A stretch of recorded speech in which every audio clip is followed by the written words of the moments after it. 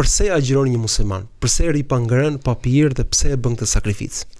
Normalisht kjo është e vërtetë që njeriu ndikohet nga shoqëria dhe mund të agjërojë se njerëzit agjërojnë, po mund të agjërojë edhe për shëndet, mund të agjërojë edhe për mbarësi. Po faktikisht e vërteta është që ne agjërojmë për të kënaqur Zotin, për të adhuruar Zotin.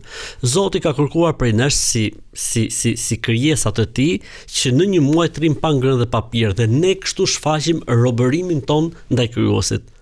Shfaqim varësinë ton te krijuesi. Pra ne nuk bëjmë në jetën tonë çfarë të duam ne, po bëjmë atë që kërkon Zoti prej nesh. Dhe Zoti prej nesh ka kërkuar, unë dua për ju që mos të hani dhe mos të pini.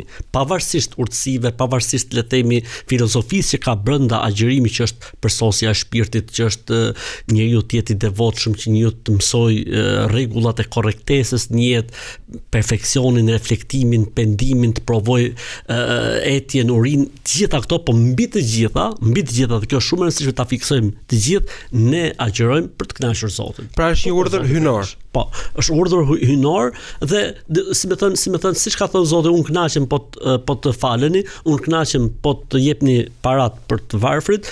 Kështu kënaqet Zoti, pra një nga format që ne kënaqim Zotin ton, dhe normalisht ka benefitet e veta, normalisht që është falja e gjunave, që është fitimi i xhenetit, që është njeriu shpëton nga zjarri i xhenemit, po edhe bekimet që Zoti lëshon për atë njeri i cili agjeron, se në fund fare kur njeriu përkushtohet për Zotin, kur njeriu mundohet për Zotin, domethënë padyshim që Zoti është përblej, sepse nëse dikush neve do të na bënte diçka për hatrin ton, normalisht do t'i thoshim faleminderit, do ta shpërblejmë ose do t'ja gjejmë një formë për t'ia kthyer atë të mirën. Zoti, një nga emrat e tij e ka Shekur, Allahu falënderon. Si tha profeti alayhis salam për një njeriu i cili hoqi ferrën nga rruga, vetëm pse hoqi ferrën nga rruga, Zoti e futi në xhenet. Ajo më ta agjërosh trish pa ngrënë, pa pirë, dhe më koka je mësuar me kafe, je mësuar me diçka tjetër, prishet orari ditor, s'ka dyshim që Zoti nuk e harron, e Zoti padyshim që ta shpërblej, padyshim. Pra jo vetëm botën tjetër, po edhe këtu. Ama ne mos harrojmë, qëllimin ton për agjërimit kemi kënaqësinë e Zotit. Pra duam kënaqësim Zotin. Këtë duhet ta kemi vazhdimisht, po themi në vetdijen tonë që këtu është kënaqësia e Zotit, ky është një urdhër hynor dhe të duhet synojmë. Të tjera që janë plus, ama njëshi është kënaqësia e Zotit.